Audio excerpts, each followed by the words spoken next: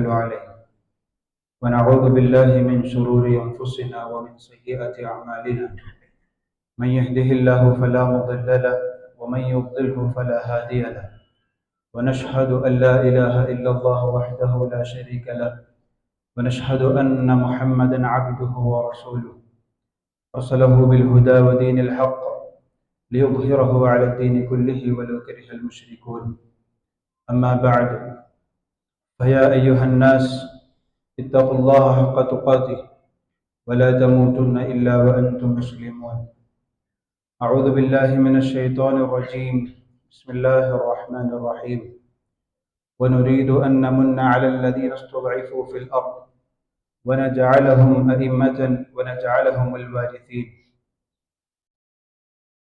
അല്ലാഹു സുബ്ഹാനഹു തആലയുടെ മുഴുവൻ കൽപ്പനാ നിയമങ്ങളും നിയമവ്യവസ്ഥകളും ഭൗതിക ജീവിതത്തിലെ മുഴുവൻ സമയങ്ങളിലും അനുസരിച്ച് അള്ളാഹുവിന് മാത്രം കീഴ്പ്പെട്ട് ജീവിക്കണമെന്ന് സ്വന്തത്തെ ഉണർത്തുന്നത് പോലെ മുഅ്മിനീങ്ങളായ സത്യവിശ്വാസികളായ നിങ്ങൾ ഓരോരുത്തരെയും ഉണർത്തുകയാണ്, വസിയത്ത് ചെയ്യുകയാണ്. അല്ലാഹു സുബ്ഹാനഹു തആല നമുക്ക് ജീവിക്കുന്ന കാലം അത്രയും പടച്ചവന്റെ ഇഷ്ടദാസന്മാരായി ജീവിക്കുവാനും ഏറ്റവും ഉയർന്ന ഈമാനിൽ അള്ളാഹുലേക്ക് മടങ്ങുവാനുമുള്ള സൗഭാഗ്യം നമുക്ക് ഏവർക്കും നൽകി അനുഗ്രഹിക്കുമാറാവട്ടെ. നമ്മിൽ നിന്നും സംഭവിച്ചു പോകുന്ന കുറ്റവും കുറവും വീഴ്ചകളും പോരായ്മകളും അള്ളാഹുവിൻ്റെ കരുണ കൊണ്ട് പുറത്തു നൽകി അനുഗ്രഹിക്കുമാറാവട്ടെ. ഒക്ടോബർ 7 എന്ന തീയതി സാധാരണഗതിയിലെ സാങ്കേതികമായി നമ്മളൊക്കെ പറയുകയും പ്രയോഗിക്കുകയും ചെയ്യുന്ന ഡേറ്റ്, തീയതി എന്നതിലപ്പുറം ലോക ശ്രദ്ധ നേടിയ ഒരു ദിവസമായിട്ട് മാറിയിരിക്കുകയാണ്. ഇവിടെ ഒക്ടോബർ 7 എന്ന് നമ്മൾ തന്നെ കേട്ടപ്പോൾ സാധാരണ ഒരു തീയതിയല്ല എന്ന് നമ്മുടെ മനസ്സ് തന്നെ നമ്മളോട് സംസാരിക്കുന്നുണ്ട്. ലോകത്തെ രണ്ട് രീതിയിൽ ഡിവൈഡ് ചെയ്ത ഒരു തീയതിയായി 2023 ഒക്ടോബർ 7 മാറിയിരിക്കുകയാണ്. സാധാരണ കലണ്ടറുകളെ പരിശോധിച്ച് നോക്കിയാൽ ബിഫോർ ഡെത്ത്, ആഫ്റ്റർ ഡെത്ത് എന്നൊക്കെ പറയുന്ന, ഞാൻ നിങ്ങളൊക്കെ ഫോളോ ചെയ്തുകൊണ്ടിരിക്കുന്ന നമ്മുടെ നാട്ടിലെ സാധാരണഗതിയിൽ നമ്മൾ ഡേറ്റുകളും മാസങ്ങളൊക്കെ തീരുമാനിക്കുമ്പോൾ ഉപയോഗിക്കുന്ന ഒരു ഒക്ടോബർ 7 എന്നതല്ല ആ ദിവസത്തിൻ്റെ പ്രത്യേകത. ആ ദിവസത്തിന് സാമൂഹിക, സാംസ്കാരിക, രാഷ്ട്രീയപരമായ ഒരുപാട് സന്ദേശങ്ങളും സംസാരങ്ങളും ആ തീയതിക്ക് നമ്മളോട് പറയാനുണ്ട്. കുറച്ചുകൂടി കഴിഞ്ഞാൽ ചരിത്രത്തിൽ ഒരു പക്ഷേ നമ്മളൊക്കെ വായിക്കാനും പഠിക്കാനും പോകുന്നത് ഒക്ടോബർ 7 മുമ്പുള്ള ലോകവും 2023 ഒക്ടോബർ 7 ശേഷമുള്ള ലോകവീക്ഷണങ്ങളെ കുറിച്ചിട്ടുള്ള ചരിത്രങ്ങളായിരിക്കും ഇനി അങ്ങോട്ട് നമ്മൾ പഠിക്കാൻ പോകുന്നത്. അത്രമാത്രം ലോകത്തെ ശ്രദ്ധ നേടുകയും ലോകത്തെ സ്വാധീനിക്കുകയും ലോകത്തിൻ്റെ എല്ലാ മുന്നോട്ട് പോക്കിനെയും ആ തീയതി വല്ലാതെ സ്വാധീനിച്ചിട്ടുണ്ട് എന്നുള്ളതൊരു സത്യമാണ്. കഴിഞ്ഞ ദിവസങ്ങളിൽ വീണ്ടും ഒരു ഒക്ടോബർ 7 വന്നപ്പം ഇസ്രായേൽ ഒരു വൺ സൈഡായി ഫലസ്തീനിലെ ഗസ എന്ന് പറയുന്ന ഒരു പ്രദേശത്തെ വർഷങ്ങളായി ടാർഗറ്റ് ചെയ്തുകൊണ്ട് നിരന്തരം മനുഷ്യജീവനുകളെ കൊന്നുകളയുന്ന വാർത്തകളും വാർത്താ ചിത്രങ്ങളും വീഡിയോകളും വിഷ്വൽസുകളും നമ്മൾ റീൽസിലൂടെയും യൂട്യൂബിലൂടെയും വാർത്താമാധ്യമങ്ങളിലൂടെ കണ്ടുകൊണ്ടിരിക്കുകയാണ്. നമ്മളെ സംബന്ധിച്ചിടത്തോളം നമുക്കതൊരു വാർത്തയാണ്, നമുക്കതൊരു റീലാണ്. ഒരു പക്ഷേ 30 സെക്കൻഡ് നീണ്ടു നിൽക്കുന്ന ഗസയിലെ കുഞ്ഞുങ്ങൾ അനുഭവിക്കുന്ന യാതനകളും പീഡനങ്ങളും മനുഷ്യ രക്തം ശരീരത്തിലുള്ള ഒരാളെ സംബന്ധിച്ചിടത്തോളം ആ 30 സെക്കൻഡ് പോലും പൂർത്തിയാക്കാൻ പറ്റാതെ സ്ക്രോൾ ചെയ്ത അനുഭവങ്ങൾ നമുക്കൊക്കെ എല്ലാവർക്കും ഉണ്ടാവും. അത്രമാത്രം മനുഷ്യത്വരഹിതമായ, മനസ്സിനെ വല്ലാതെ സ്വാധീനിക്കുന്ന ചിത്രങ്ങളാണ് ദിവസവും കണ്ടുകൊണ്ടിരിക്കുന്നത്. 80,000-ത്തിലധികം മനുഷ്യജീവനുകൾ അവിടെ പൊളിഞ്ഞു കഴിഞ്ഞു. 100,000-ൽ പരം ആളുകൾക്ക് പരിക്കേറ്റിട്ടുണ്ട്. ഗുരുതരാവസ്ഥയിൽ കഴിയുന്ന 10,000-ങ്ങളുണ്ട്. ആയിരക്കണക്കിന് കെട്ടിടങ്ങളും സ്കൂളുകളും ഹോസ്പിറ്റലുകളും നശിച്ചുകൊണ്ടേയിരിക്കുകയാണ്. അതിൻ്റെ ഇടയിൽ ലോകരാഷ്ട്രങ്ങൾ സമാധാന ചർച്ചയ്ക്ക് വേണ്ടി കൂടും.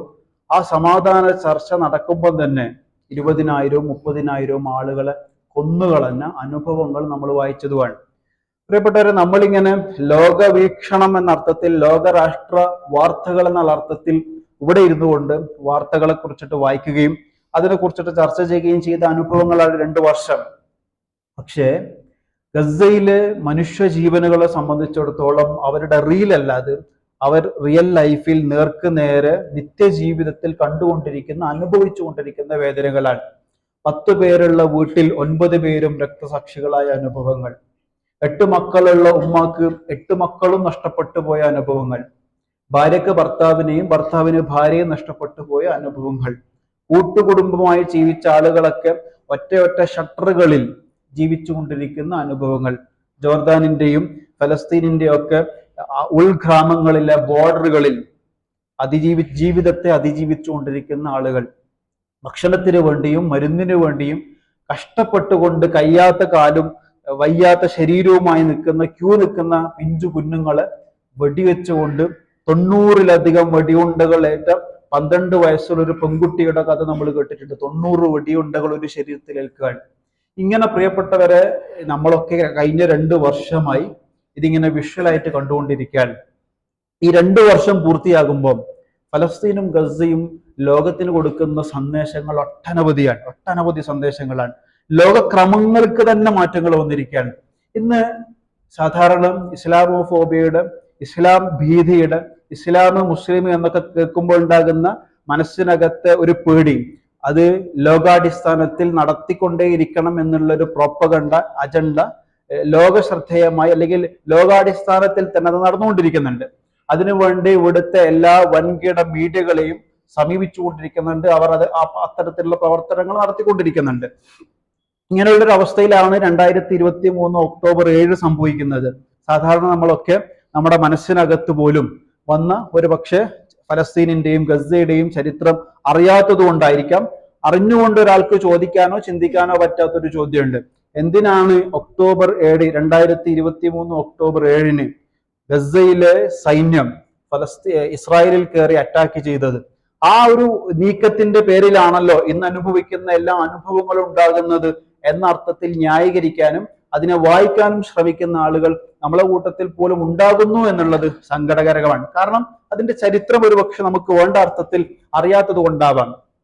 കഴിഞ്ഞ 75 വർഷത്തിലധികമായി 2023 മുമ്പ്, 2023 ഒക്ടോബർ 7-നാണല്ലോ ഈ കോൺഫ്ലിക്റ്റ് സംഭവിക്കുന്നത്.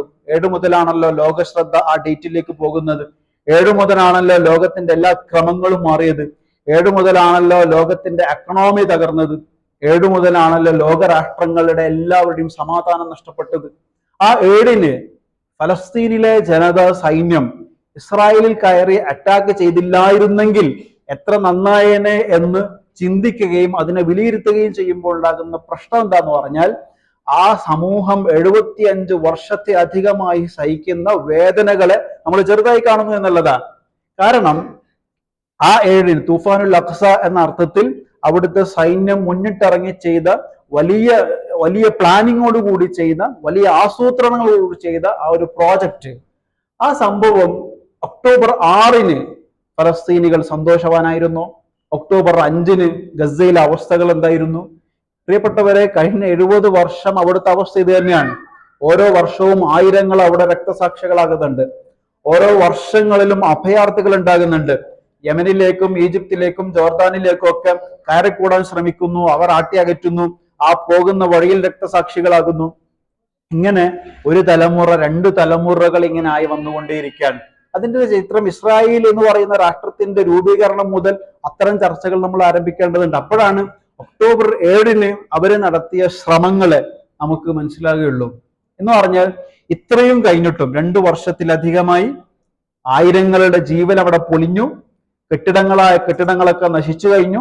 ഈ സമയത്താണ് 2 വർഷം പൂർത്തിയാകുമ്പോൾ ഒരു സമ്മാനം എന്നതുപോലെ ലോകരാഷ്ട്രങ്ങളുടെ ഒക്കെ സൂപ്പർ ഹീറോസ് ആയിട്ട് രാജകസേരകൾ അലങ്കരിച്ചു കൊണ്ടിരിക്കുന്ന ലോകരാഷ്ട്രങ്ങൾ സമാധാന ചർച്ചയുമായിട്ട് വീണ്ടും മുന്നോട്ട് വരികയും ഇപ്പം ഒരു കരാറിൽ ഒപ്പിടുകയും ചെയ്തത്. ഒരു സമാധാന കരാർ, വെടിനിർത്തൽ കരാർ. ഇനി അങ്ങോട്ട് പ്രാബല്യത്തിൽ വരാൻ പോകുകയാണ് എന്ന് ലോകരാഷ്ട്രങ്ങളായ കാരണവന്മാരൊക്കെ ലോകത്തിന് മുന്നിൽ പറഞ്ഞുകൊണ്ടിരിക്കുകയാണ്. അത് പൂർണ്ണമായിട്ടും വിശ്വസിക്കാൻ പറ്റുമോ എന്നുള്ളത് വേറൊരു ചർച്ചയാണ്. എങ്കിൽ പോലും അങ്ങനെ ഒരു മുന്നോട്ട് കൊണ്ടുപോകുമ്പോൾ ഞാനും നിങ്ങളും ആലോചിക്കേണ്ടത്, ഈ 2 വർഷം അവർ അനുഭവിച്ച ത്യാഗങ്ങളിലൂടെ ഗസ എന്ന് പറയുന്ന ഭൂപ്രദേശം തീർന്നുപോയോ?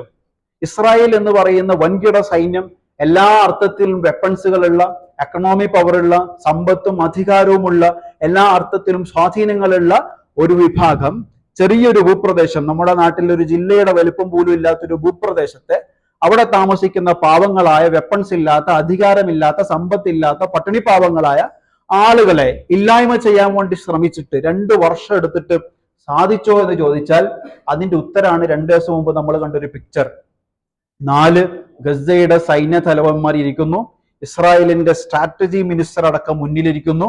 ആരെയാണോ ഖത്തറിലേക്ക്, ഏത് 4 നേതാക്കന്മാരെയാണോ ഖത്തറിലേക്ക് മിസൈൽ അയച്ചുകൊണ്ട് വധിക്കാൻ ശ്രമിച്ചത്, ആ 4 പേരുമായിട്ടാണ് ഇസ്രായേലിന്റെ സ്ട്രാറ്റജി മിനിസ്റ്റർ മീറ്റിംഗിൽ ഇരിക്കുന്നത്.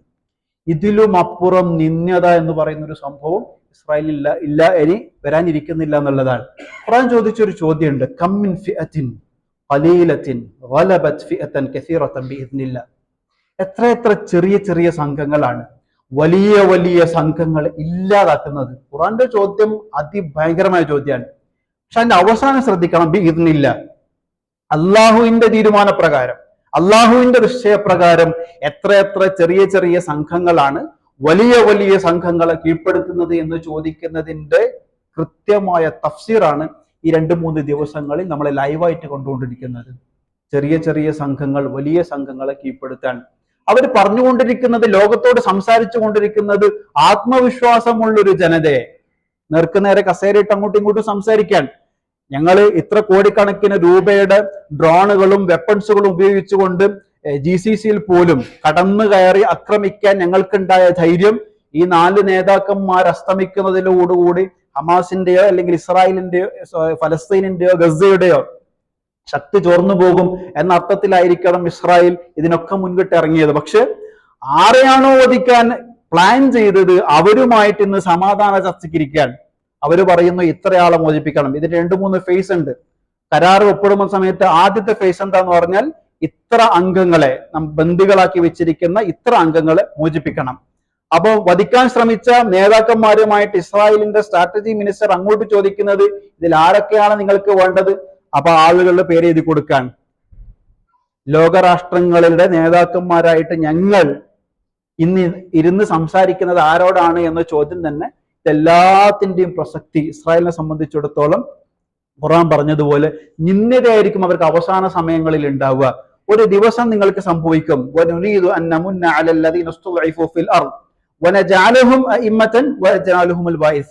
ഖസസിന്റെ 2-ാമത്തെയും 3-ാമത്തെ ആയത്തുകളിൽ വിശദീകരിക്കുന്നുണ്ട്. ഒരു ടാർഗറ്റിംഗ് കമ്മ്യൂണിറ്റി ആയിട്ട് എല്ലാ കാലത്തും ഇസ്ലാമിക സമൂഹം ഉണ്ടാവും. ആ സമൂഹം അനുഭവിക്കേണ്ട പീഡനം വ്യത്യസ്ത രൂപത്തിലും കോലത്തിലൊക്കെ ആയിരിക്കും. കാലഘട്ടത്തിന്റെ വ്യത്യാസത്തിനനുസരിച്ചിട്ട് വെപ്പൺസിലും ഐഡിയോളജിയിലും സ്ട്രാറ്റജിയിലും വ്യത്യാസമുണ്ട്. പക്ഷെ ടാർഗറ്റിംഗ് കമ്മ്യൂണിറ്റി നിങ്ങളാണ് എന്ന വിഷയത്തിൽ അഭിപ്രായ വ്യത്യാസമില്ല. അങ്ങനെ സംഭവിക്കുമ്പം അള്ളാഹു പറയുന്നു, ഒരു നാൾ നിങ്ങൾക്ക് വരും, ആ ദിവസത്തിന്റെ പ്രത്യേകത വനുരീദു അന്നമുന്ന അലല്ലദീന ഇസ്തുദ്ഇഫൂ ഫിൽ അർദ് വനജഅലഹും അഇമ്മതൻ. നിങ്ങൾ ന്യൂനപക്ഷമായി, നിങ്ങൾ ന്യൂനപക്ഷമായി, ആളുകൾ എപ്പോഴും നിങ്ങളെ ഭീതിയിലും പീഡനത്തിലാക്കുന്ന നിങ്ങളുണ്ടല്ലോ, ഇസ്ലാമിക സമൂഹം, ആത്മവിശ്വാസമുള്ള ഒരു സമൂഹം, ആ സമൂഹത്തെ വനജഅലഹും അഇമ്മതൻ, ലീഡേഴ്സ് ആക്കി മാറ്റുന്നതാണ്. ലോകത്തിന്റെ ലീഡേഴ്സ് ആക്കി മാറ്റുന്ന പറഞ്ഞാൽ അതിന്റെ ചെറിയ സാമ്പിൾ അല്ല നമ്മളിപ്പോൾ വായിച്ചുകൊണ്ടിരിക്കുന്നത്. ഇന്ന് ലോകാടിസ്ഥാനത്തിൽ ലോകരാഷ്ട്രങ്ങൾക്ക് സമാധാനം വേണമെങ്കിൽ ഫലസ്തീനിൽ സമാധാനം സംഭവിക്കണം. ലോകരാഷ്ട്രങ്ങളുടെ എക്കണോമി ശരിയാണെങ്കിൽ ഫലസ്തീനിന്റെ എക്കണോമി ശരിയായിരുന്നു. ലോകരാഷ്ട്രങ്ങൾക്കിടയിൽ ഒരു നല്ല രീതിയിൽ ഒരു പാർലമെന്റ് സമ്മേളനം നടക്കണമെങ്കിൽ യൂറോപ്യൻ രാജ്യങ്ങളിലെ ഒരു പാർലമെന്റിലും അവിടുത്തെ പ്രസിഡന്റിന് സ്വതന്ത്രമായി സ്വസ്ഥമായി ഒരു ക്യാബിനറ്റ് യോഗം പോലും കൂടാൻ പറ്റാത്ത സാഹചര്യമാണ്. കാരണം ക്യാബിനറ്റ് യോഗം കൂടുമ്പോൾ മന്ത്രിമാർ എഴുന്നേറ്റ് പോകാൻ, വൈറ്റ് ഹൗസിൽ നിന്ന് വീട്ടിലേക്ക്, സ്വന്തം വീട്ടിലേക്കോ റെസിഡൻസിലേക്കോ പോകുന്ന സമയത്ത് സ്വന്തം രാജ്യത്തെ ഇസ്രായേലിലെ തെരുവുകൾ മുഴുവനും ഫലസ്തീനിന്റെ പതാകയാണ്. ലോകത്തിന് ഏറ്റവും കൂടുതൽ പാറിപ്പറക്കുന്ന പതാക ഏതാണെന്ന് ചോദിച്ചാൽ ഫലസ്തീനാണ്. ഇന്ന് സോഷ്യൽ മീഡിയയിൽ ഏറ്റവും കൂടുതൽ ഉപയോഗിക്കുന്ന ടാഗുകൾ ഏതാണെന്ന് വെച്ചാൽ ഫ്രീ പാലസ്തീനാണ്. എന്ന് പറഞ്ഞാൽ പ്രിയപ്പെട്ടവരെ, ലോക ശ്രദ്ധ നേടിയ ഇത്രയധികം പിന്നെ കോൺഫ്ലിക്റ്റുകളെ, ഇത്രയധികം യുദ്ധങ്ങളെ കണ്ടുപരിചയിച്ച ലോക ചരിത്രങ്ങൾ മുഴുവനും പരിശോധിച്ചു നോക്കിയാൽ ഇത്രയധികം ശ്രദ്ധേയമായ ഒരു ഭൂപ്രദേശം, ഇത്രയധികം ലോകത്തിന്റെ ശ്രദ്ധ ക്ഷണിച്ച ഒരു ഇഷ്യൂ ലോക ചരിത്രത്തിൽ നമുക്ക് എവിടെയും കാണാൻ പറ്റില്ല എന്നുള്ളതാണ്. എന്ന് പറഞ്ഞാൽ അള്ളാഹ് പറഞ്ഞു നോക്കിയേ, വനജാലഹും അയിമ്മത്തൻ, നിങ്ങളെ ലീഡേഴ്സ് ആക്കും. പിന്നെ നിങ്ങളുടെ തീരുമാനപ്രകാരം വേണം ഭൗതിക സാഹചര്യങ്ങളുടെയും ഭൗതിക ശക്തിയിലും ലീഡേഴ്സായി ചമഞ്ഞുകൊണ്ടിരിക്കുന്ന ആളുകളുടെ, ലോകരാഷ്ട്രങ്ങളുടെ തീരുമാനം വരണമെങ്കിൽ ഫലസ്തീൻ സ്വതന്ത്രമാവണം, അവിടെ സമാധാന അന്തരീക്ഷം ഉണ്ടാകണം എന്ന തലത്തിലേക്ക് ലോക സാഹചര്യം മാറും എന്നുള്ളൊരു നാളെ കുറിച്ചിട്ട് ഖുർആൻ പ്രതീക്ഷ നൽകുന്നുണ്ട്. വനജഅലഹും അഇമ്മതൻ വനജഅലഹുൽ വാരിസീൻ, നിങ്ങളെ പിന്തുടർച്ചാവകാശികളാക്കി മാറ്റുന്നതാണ്. പ്രിയപ്പെട്ടവരെ, ഇത് സംഭവിക്കുന്നത് വെറുതെ അല്ല. അള്ളാഹു പറഞ്ഞതുപോലെ വമാ നഖമു മിൻഹും ഇല്ലാ അയ്യുമിനു ബില്ലാഹിൽ അസീസിൽ ഹമീദ്, അള്ളാഹുവിനെ കുറിച്ചിട്ടുള്ള അചഞ്ചലമായ വിശ്വാസവും അതിലുണ്ടാകുന്ന ആത്മധൈര്യവും അള്ളാഹുവിന്റെ മുന്നിൽ ഉണ്ടാകുന്ന രഹസ്യ സംഭാഷണവും അള്ളാഹുവിന്റെ മുന്നിൽ അധികരിപ്പിച്ചുകൊണ്ടിരിക്കുന്ന സുജൂദുകളും അള്ളാഹുവിനെ കുറിച്ചിട്ടുള്ള നിരന്തരമായ അൽക്കാറുകളും അള്ളാഹുവിനോട് നിരന്തരം സംഭവിച്ചുകൊണ്ടിരിക്കുന്ന അതിശക്തമായ പ്രാർത്ഥനകളും, ചെറിയ പിഞ്ചു കുഞ്ഞുങ്ങളടങ്കം പടച്ചവൻ എന്ന് പറയുന്നത് ജീവിതത്തിന്റെ ശരീരത്തിലെ ഒരു രക്തം പോലെ എപ്പോഴും റസൂലുള്ളാഹി സ്വല്ലല്ലാഹു അലൈഹി വസല്ലം തങ്ങളെ കുറിച്ചിട്ട് പറഞ്ഞതുപോലെ യദ്കുറുല്ലാഹ ഫീ കുല്ലി അഹ്യാനിഹി എന്ന് ആയിഷ റളിയല്ലാഹു പറഞ്ഞിട്ടുണ്ട്. അദ്ദേഹത്തിന്റെ സ്മരണയിലും ചിന്തയിലും സംസാരത്തിലും നോട്ടത്തിലും കേൾവിയിലും അദ്ദേഹത്തിന്റെ ഫിലോസഫിയിലും അദ്ദേഹത്തിന്റെ അക്കാഡമിക്സിലും അദ്ദേഹത്തിന്റെ എല്ലാ ചിന്തകളിലും അല്ലാഹ് നിറഞ്ഞിട്ടുണ്ട് എന്ന് റസൂലുള്ളാഹിനെ കുറിച്ചിട്ട് പറഞ്ഞതുപോലെ ഒരു സമൂഹം ഇന്ന് ജീവിച്ചുകൊണ്ടിരിക്കുന്നതാണ്. മാത്രമല്ല, അതൊരു പ്രദേശത്ത് ജീവിക്കുന്ന ഒരു ജീവിതാനുഭവങ്ങളായിട്ട് മാത്രം പാടില്ല എന്ന അള്ളാഹുവിന്റെ പ്രക്രിയ ആ സമൂഹം നെഞ്ചേറ്റിയ വിശ്വാസത്തെ ലോകത്ത് പ്രചരിപ്പിച്ചുകൊണ്ടിരിക്കുകയാണ്. ഇത് ലോക ജനത സ്വീകരിക്കേണ്ട ഒരു വിശ്വാസമാണ്. ഇത് ഇസ്ലാമിക സമൂഹം പഠിക്കേണ്ട ബാലപാഠമാണ്. എക്കാലത്തും ഇസ്ലാമിക സമൂഹത്തെ സംബന്ധിച്ചിടത്തോളം ഒരു സമൂഹത്തിൽ ജീവിക്കുന്ന സമയത്ത് അവര് സമാധാന അന്തരീക്ഷത്തിൽ ജീവിക്കാൻ ശ്രമിക്കുമ്പോഴൊക്കെയും ഈ പറയുന്ന രീതിയിലുള്ള പ്രയാസങ്ങൾ, പ്രതിസന്ധികൾ വന്നുകൊണ്ടേയിരിക്കും. ആ സമയത്ത് നിങ്ങൾ സ്വീകരിക്കേണ്ട നിലപാട് എന്താണെന്നുള്ളത് മനോഹരമായ ഒരു ലൈവ് ക്ലാസ്സിലൂടെ നമ്മളെ പഠിപ്പിച്ചുകൊണ്ടിരിക്കുകയാണ്. ഇനി പിന്നെ ഫലസ്തീനിനെ സംബന്ധിച്ചിടത്തോളം അവിടെ നഷ്ടങ്ങൾ ഭൗതിക നഷ്ടങ്ങൾ മാത്രമാണ്, ആത്മീയപരമായിട്ടൊരു നഷ്ടവും ഇല്ല. ഇസ്രായേലിനെ സംബന്ധിച്ചിടത്തോളം എത്ര നഷ്ടങ്ങളാണ്, ബില്യൺ കണക്കിന് ഡോളറുകൾ ടൂറിസത്തിൽ നഷ്ടമാണ്. 70% ടൂറിസം അവിടെ നിലച്ചുപോയിട്ടാണുള്ളത്. അവരുടെ എക്കണോമി 50% താഴെയാണ്. ഇങ്ങനെ നോക്കിയാൽ അവരുടെ സൈന്യങ്ങൾ, മിലിറ്ററിയിൽ 70% ആളുകൾ മെന്റൽ ഡിസോർഡർ ആയിട്ടുള്ള, സ്ട്രെസ് അനുഭവിക്കാൻ പറ്റാതെ മെന്റൽ ഡിസോർഡേഴ്സിൽ ട്രീറ്റ്മെന്റ് നേടിക്കൊണ്ടിരിക്കുന്ന ആളുകളാണ്. അതിൽ 20% ആളുകൾ അതീവ ഗുരുതര മാനസിക സാഹചര്യത്തിലാണുള്ളത്. ഇങ്ങനെ തുടങ്ങി നഷ്ടങ്ങളുടെ കഥകൾ മാത്രമേ ഇസ്രായേലിനെ സംബന്ധിച്ചിടത്തോളം കഴിഞ്ഞ 2 വർഷങ്ങൾക്കിടയിൽ പറയാനുള്ളൂ. അള്ളാന്റെ തർത്തീബ്, അള്ളാഹുവിന്റെ ഖദർ, അള്ളാഹുവിന്റെ തീരുമാനം പ്രിയപ്പെട്ടവരെ അതിമനോഹരമാണ്. അത് നമ്മളെ സംബന്ധിച്ചിടത്തോളം അതൊരു പത്രവാർത്തയായിട്ട് മാത്രം മാറാൻ പാടില്ല, അതൊരു സോഷ്യൽ മീഡിയയിലെ കണ്ടന്റ് ആയിട്ട് മാത്രം മാറാൻ പാടില്ല, അതൊന്ന് ഷെയർ ചെയ്യാനും വാട്സാപ്പിൽ സ്റ്റാറ്റസ് ഒക്കെ വെക്കാനും വേണ്ടി മാത്രമാകാൻ പാടില്ല. എൻ്റെ മക്കളും ഇവിടെ വീട്ടിലും എൻ്റെ മനസ്സിലും അതൊരു വികാരമാകണം. അത് അവരെ സംബന്ധിച്ചിടത്തോളം അവിടെ നടക്കുന്നതിന്റെ അത്ഭുതകരമായ പാഠങ്ങളെ കുറിച്ചിട്ട് നമ്മുടെ മക്കൾ പോലും അറിയണം. കാരണം അവിടുത്തെ മക്കൾ ലോകത്തെ പാഠങ്ങൾ പഠിപ്പിച്ചുകൊണ്ടിരിക്കുന്ന സമയത്ത് നമ്മുടെ മക്കളും ആ അർത്ഥത്തിൽ വളരേണ്ടതുണ്ട്. അവിടുന്ന് നൽകുന്ന സന്ദേശങ്ങളെ കൃത്യമായിട്ട് നമ്മൾ പഠിക്കേണ്ടതുണ്ട്. അല്ലാഹു സുബ്ഹാനഹു വ തആല ആ ജനതയ്ക്ക് ഈമാനും സബറും നൽകി അനുഗ്രഹിക്കുമാറാവട്ടെ. രക്തസാക്ഷികളായി അള്ളാഹുവിലേക്ക് പോയിക്കൊണ്ടിരിക്കുന്ന ആളുകളെ ശുഹദാക്കളിൽ ഉൾപ്പെടുത്തി അനുഗ്രഹിക്കുമാറാവട്ടെ. ഏറ്റവും സമാധാനവും സുരക്ഷിതത്വവുമുള്ള ഒരു നാളെ അള്ളാഹു ആ ഭൂപ്രദേശത്ത് ജീവിക്കുന്ന എല്ലാ ആളുകൾക്കും നൽകി അനുഗ്രഹിക്കുമാറാവട്ടെ. അതിനെതിരെയുള്ള എല്ലാ ശക്തികളെയും അള്ളാഹു പരാജയപ്പെടുത്തുമാറാവട്ടെ. എന്താണോ അവരെ ലോകത്തിന് കൊടുക്കുന്ന സന്ദേശം അത് പൂർണ്ണമായി നെഞ്ചേറ്റി ജീവിതത്തിൽ പ്രാവർത്തികമാക്കാൻ അള്ളാഹു നമുക്ക് എല്ലാവർക്കും ഭാഗ്യം നൽകി അനുഗ്രഹിക്കുമാറാവട്ടെ. വആഖിറു ദഅവാനാ അൽഹംദുലില്ലാഹി റബ്ബിൽ ആലമീൻ.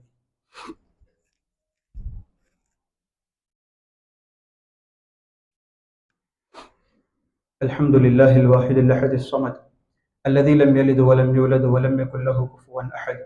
اللهم صل على محمد وعلى آل محمد كما صليت على إبراهيم وعلى آل إبراهيم وبارك على محمد وعلى آل محمد كما باركت على إبراهيم وعلى آل إبراهيم في العالمين إنك حميد مجيد. أعوذ بالله من الشيطان الرجيم. بسم الله الرحمن الرحيم. يا أيها الذين آمنوا اتقوا الله ولتنظر نفس ما قدمت لغد واتقوا الله إن الله خبير بما تعملون. അല്ലാഹു സുബ്ഹാനഹു വ തആലയുടെ മുഴുവൻ കൽപ്പനാ നിയമങ്ങളും നിയമവ്യവസ്ഥകളും ജീവിതത്തിന്റെ എല്ലാ മേഖലയിലും സൂക്ഷിച്ചുകൊണ്ട് ജീവിക്കണമേ എന്ന് ഒരിക്കൽ കൂടി ഉണർത്തുകയാണ്. അള്ളാഹു സുബ്ഹാനഹു വ തആല അവന്റെ ഇഷ്ടദാസന്മാരായി ജീവിക്കുവാനും ഏറ്റവും ഉയർന്ന ഈമാനിൽ അള്ളാഹുലേക്ക് മടങ്ങുവാനുമുള്ള സൗഭാഗ്യം നമുക്ക് എല്ലാവർക്കും നൽകി അനുഗ്രഹിക്കുമാറാവട്ടെ. നമ്മിൽ നിന്നും സംഭവിച്ചു പോകുന്ന കുറ്റവും കുറവും വീഴ്ചകളും തെറ്റുകളും പോരായ്മകളും അള്ളാഹുവിന്റെ കരുണ കൊണ്ട് പുറത്തു നൽകി അനുഗ്രഹിക്കുമാറാവട്ടെ. അള്ളാഹുവിന്റെ സഹായവും അനുഗ്രഹവും ഐശ്വര്യവും ബർക്കത്തും ജീവിതത്തിന്റെ എല്ലാ അവസരങ്ങളിലും അള്ളാഹു നമുക്ക് എല്ലാവർക്കും നൽകി അനുഗ്രഹിക്കുമാറാവട്ടെ.